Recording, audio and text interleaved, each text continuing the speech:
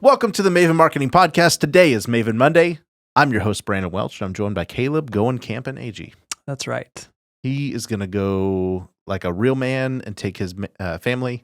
That's right. Down by the river. Down What else by you gonna it's a lake, I think technically, but Okay. our lakes here are rivers. We were just talking about that today. It's a river with a dam on the end of it. With just so feet on top of it. Yeah, we just stop them up.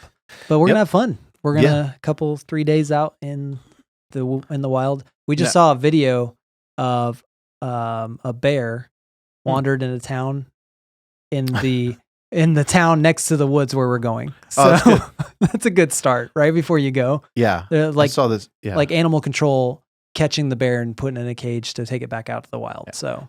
So I thought you were going to say about this video I saw the other day. This guy whose judgment was temporarily impaired. Yeah.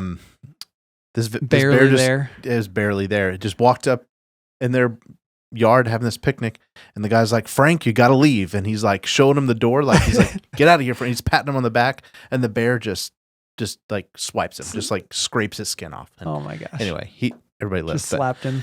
Hey, be careful! Be careful! Yeah.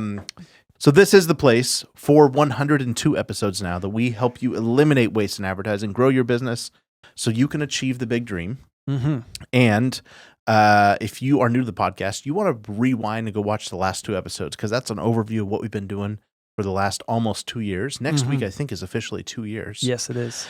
And that is super exciting. It's like the first week of June. And we do this because we are unreasonably obsessed with helping entrepreneurial people, little companies that are on their way to being big companies, do that just a little faster with a little less heartache. Yep. And so if you're here for the first time, welcome. We are adding members every day to our subscribers.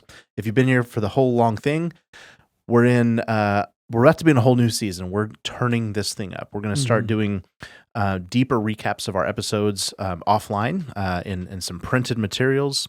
You're going to see more shorts and more shorts of the video variety, not not below the table. Not below the table. You'll just see I think us we'll just keep it from the waist up. From now on, who knows what's going on? You don't know if we're wearing shorts or not. That's right. And we like to keep it that way. Yeah, this is there's a period of time when you're doing podcasting where you're like, okay, let's just prove to myself that we're actually doing it.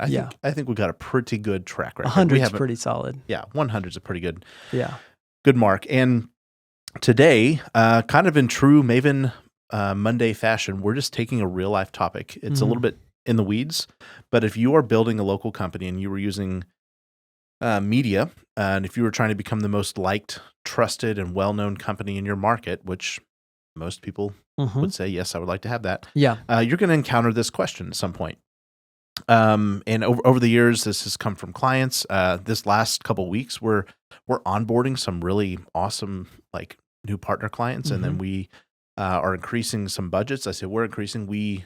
Clients are increasing their investment because this stuff we're talking about just is working. It's working. Good. Yeah. And they're growing, and they want to double down on it. And so the question inevitably becomes, if you are a TV or radio advertiser, this episode's for you. It's like, when do I switch up my schedule? Because if you've been part of the Maven marketing world, or if you've read the book, you know that we are very long-term and strategic in how we decide to advertise and where we decide to advertise.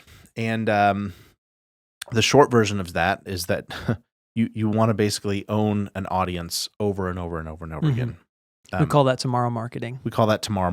You're waiting for the magical moment, especially if you're selling, products that take a long time for people to get around to buying, like, HVAC systems or home service or legal products or medical procedures, caskets. I mean, things that take a long time to come around to buying. Like there's a very, very small amount of people at the finish line wanted to buy those today.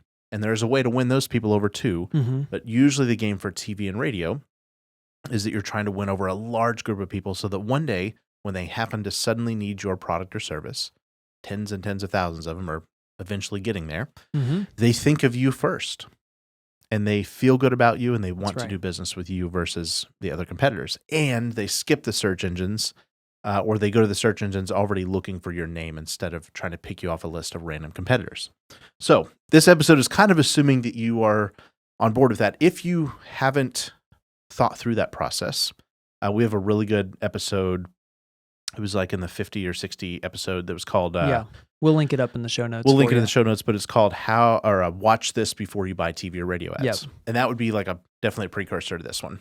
But assuming you've watched that, assuming you're well on your way to being a tomorrow marketer, we're so proud of you. Yeah. And the question is going to come up, okay, I've been in this spot for, 2 or 3 years. Yeah. When do I switch that up? Yeah. And that's, I think usually the assumptive behind that is, shouldn't I throw that out? Isn't that audience tired of seeing me, or haven't I gotten everything out of this, right? I squeezed it, as much juice as will come out by now. Yep. And it's a good question. It's a fair question. Yeah. But it can lead to a dangerous result if you don't think about it in the form of tomorrow marketing.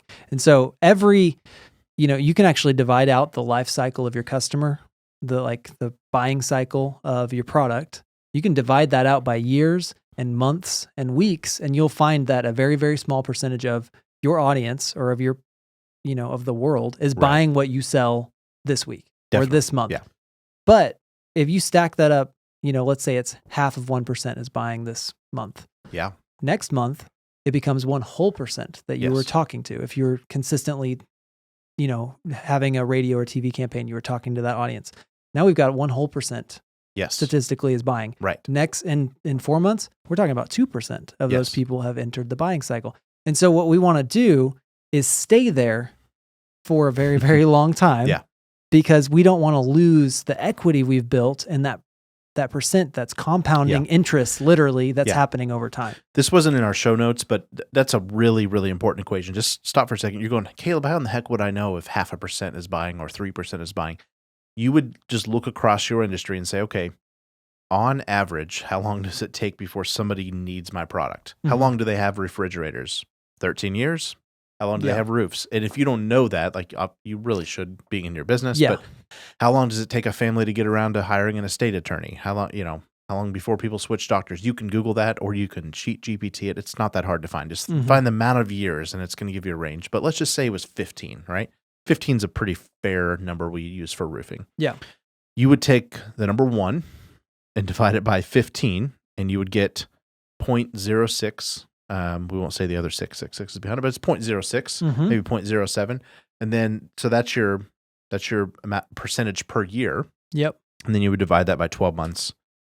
And that would give you, what do you know? 0.5%, 0.005. We did not plan this. It's all on the fly, I promise. Actually, I've done that math so many times I knew. Yeah. That's why I picked 15. But there would be your 0.5% per month. And you're going, okay, well, if that's true, then it takes 15 years to get the full value out of my tomorrow marketing.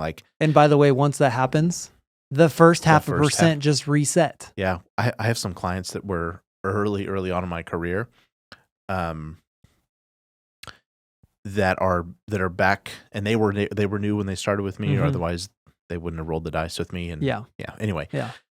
They are getting back around to their very first customers, like home improvement. That's so weird. And they're redoing their roofs, though. Right? Yeah. So that is a really cool thing. And taking that away, you're going, okay, the big idea here is that if we already have equity with that audience, why would we change it in the first place? And this is kind of point number 1. We're always trying to fill one glass at a time. Yeah.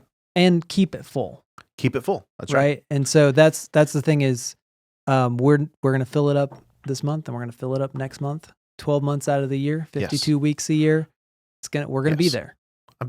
I think I should use a dating analogy right now, because it just seems like sure. The model of courtship, right? The longer you court, the stronger the bond is, and the less likely that you're going to, he or she's going to have wandering eyes, right? Yep. You're tighter bonded. And so but if you stop, going on dates, and over time, that's the analogy for your showing up and telling them wonderful things about your company or talking about their life, right? And your advertising, that's when they become less bonded to you. So it can deteriorate. Harvard did a study a while back that talked about kind of the revolving window of influence. And they said after 18 months, it fully deteriorates. So we tend to consult about a year, up to a year and a half worth of our personal experience. And by the way, a lot of that happens in the subconscious. It's not like we go, oh, I saw that ad 7.2 months ago, so I think I'll call that company. Yeah. that's just the natural synaptic firing and the long-term memory that we hold on to for involuntary recall of companies or brands or people or whatever. And so after you could stop, if you've been advertising for a while, you could stop, and up to 18 months from now, you would get some measurable or some, meaningful return on that. But after that, it's kind of gone. So, but you don't want to do that because it takes a long time. It takes 18 months to build up to that too, right? And so, point being, generally the answer is never. Yeah. Just add to it. Yeah. But there are some exceptions. Point number one is what we say around here is fill one glass at a time. Means do one thing, do it well, fill it all the way up, keep it full.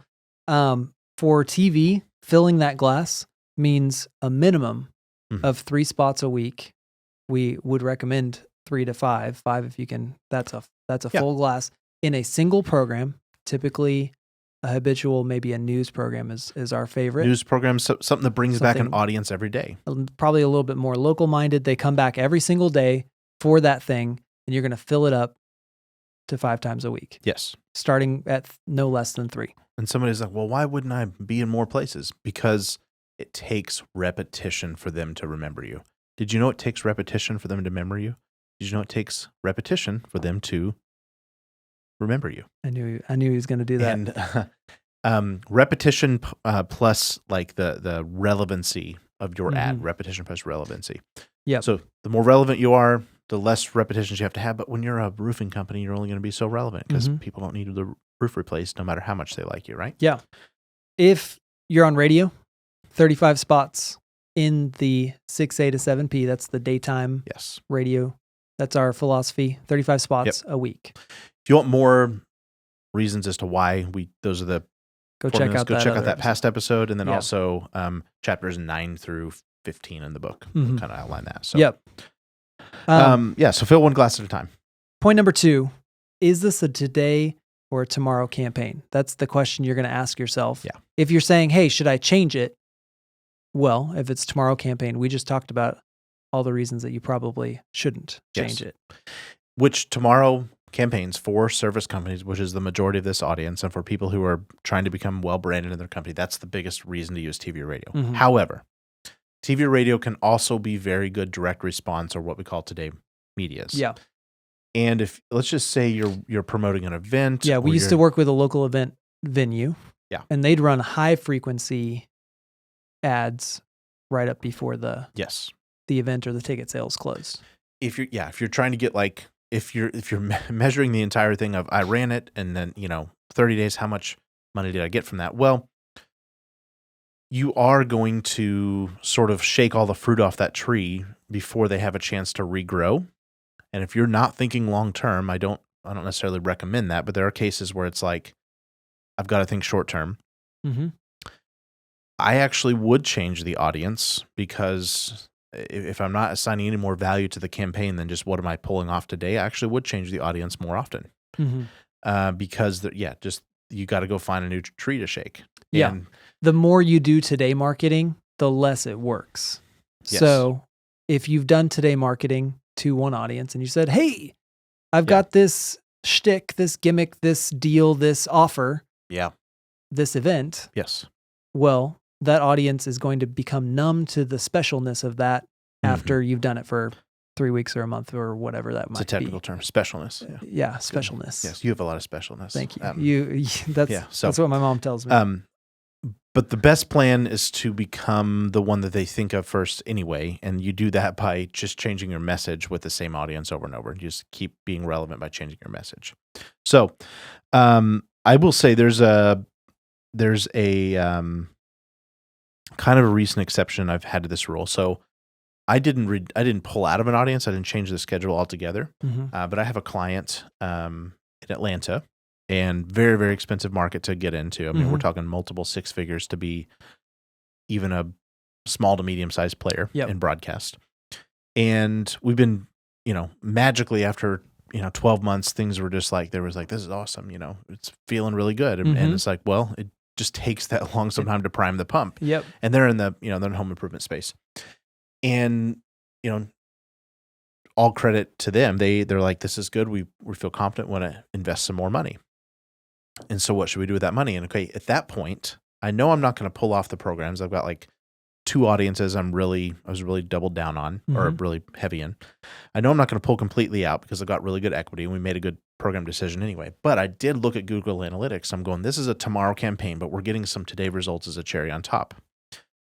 And so if I think I was in 5 spots a week in one of the programs, and I'm actually getting less direct response at that hour. So I'm going to pull a couple spots from that, and I'm going to put them more in this other program because I've got more money to spend, more expensive program because I'm getting more responses there. I just reduced it a little bit. I kind of shifted some budget focus. So it was like 60-40. Now it's like 40-60. And that's okay to do because you can maintain an audience with less frequency, especially after a year's time. You still kept that anchor in both places. You just shifted the weight because you had budget to be able to spend more on the more expensive program. Yeah, and it really, in that case, is a late afternoon program. We just noticed analytics, direct traffic is spiking more at that time than it is middle of the day. Doesn't mean that other program is bad. That other program is actually probably a bigger reason why it's working later in the day. It's just later in the day is when people are more likely to act on it. So those sorts of shifts are okay, but I love this quote, the grass doesn't grow faster by tugging on it. Sometimes you just got to wait for the grass to grow, right? That's right. And so that kind of leads to the third and final point. You can shift budget, but generally only add to it. When your budget grows, you can buy that same audience, maybe beef it up, get more with that audience. Or if you've got enough to buy a whole nother program at that, 3 spots a week, say it's a bigger program, more expensive. You couldn't do it at first. Or 2 years ago you couldn't do it, but now you're spending twice the money. So you can buy the big, I'm talking the 6 p.m. news. I'm talking 500,000 people in a month that are watching the same program. If you can afford to be on those all day long, you become a market leader. Yep. Because remember that it's not half for you necessarily, but it could be. You could do your math. 0.5% of that audience. Yeah. And you could find that out pretty quickly with your buy and the reach and frequency of that. But that gets to be a big number. Yeah. When you're buying those bigger audiences. Yeah. And it's pretty exciting to hear. So that was all with TV. Radio, it's just like when I would probably buy 35 spots minimum, 6 a to 7 p, Monday through Friday. Again, if you want to know why, go listen to the other episode. And then I'd probably buy up to 55 to 65 spots a week. In that same station, I would become like the most aggressive advertiser on that station before I would go add another station, before I'd go just like try to fragment that. So we're not adding other programs on radio. We're adding other stations altogether.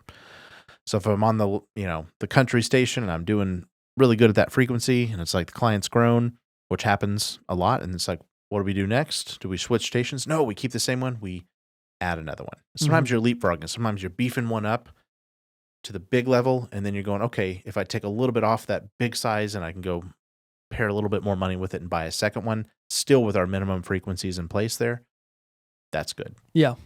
That's a lot. We warned you that it was going to be a little bit in the weeds. Yeah. So sorry for that. It's okay. It's fun. It's fun. You're a marketer. There's some nerds on here that appreciate that. You like it. That's why you listen to it every week. You don't miss an episode. Okay. Big recap. Go for it, Caleb. Number 1, don't change your programming just because. Fill one glass. Maybe you've only got it 3/5 of the way full. Well, if you get more money, fill it all the way up. And then once you're full, then go to the next glass. Yep. Move on. Keep continuing to own an audience. Win them. Don't give up on them because they will turn into buyers. Tomorrow campaigns are a matter of seed time and harvest. Yeah. You don't go pulling on that grass unless you want it to come out on you. It'll just pull right out of the ground. So, and then slight shifts are to bigger audiences are okay when your budget changes. So Brandon talked about the ratio changes and things like that. There's nuance. There's nuance to all of this, but what you want to stay true to is you have built a relationship with a particular set of people, and don't let anybody creep in on you are going to be their choice for insert what you do here. Yep. Good episode. Yeah. Quickie, but a goodie. Pair that with awesome messaging Mm-hmm. and some of the stuff we're going to be talking about coming up, how to create magnetic marketing campaigns with Carter. Tell them about the mastermind. Hey, if you want to know how to do that, and all this stuff we're talking about here with a more like hand-guided person in your corner. Like you could literally pull up your buy and say, is this what you're talking about? Is and this which program good? would you choose? Yeah. And am I paying too much for this? Or how, we can't do that in this format, unfortunately. We can't. We can tell you stories of others, but if you want it done for you directly, kind of like we do for full-blown, partner clients here, we have a really cool new thing called the Maven Marketing Mastermind. You're going to want to go to mavenmethodtraining.com. That's on the screen now. And Carter just put a little cool sound effect when I said now. Didn't you, Carter? And so you're going to be able to sign up there, and for a very, very reasonable investment on a monthly basis. Right now, it's still $99 a month. Yeah. The street price of that is going up to $250 very soon. But you can get in on the ground floor of that group, and you can show up a couple times a month, and I or Caleb or Leslie or another strategist on our team will be there answering your questions and just being like, yeah, this is what I would do. This is what all these wonderful clients that we talk about here, getting the great results, this is what they're doing. Yes. And so if you'd like to minimize your risk and increase your return on investment of whatever marketing plan you have going for your business, that is why the Maven Marketing Mastermind exists. And we're so freaking excited It'll be a group call twice a month. Yep. And then I think another really cool piece will be we're building a community around that. Other marketers, other business leaders, and you guys will be able to interact and ask questions of each other, learn from each other. It doesn't all have to be about marketing. If you know us in any form, we're all about taking it past just marketing, business as a whole. So no doubt. It's going to be great. Yep. That's mavenmethodtraining.com. And right now there's an offer to get that for $99 a month. And that's cheap insurance. Yes. And guess what? If you hate it, we're going to give you your money back. Yeah. We're not trying to get rich off this. Yeah. Just to cover some of the cost of doing it. So we'll be back here every Monday answering your real life marketing questions, because marketers who cannot teach you why are just a fancy lie. Have a great week.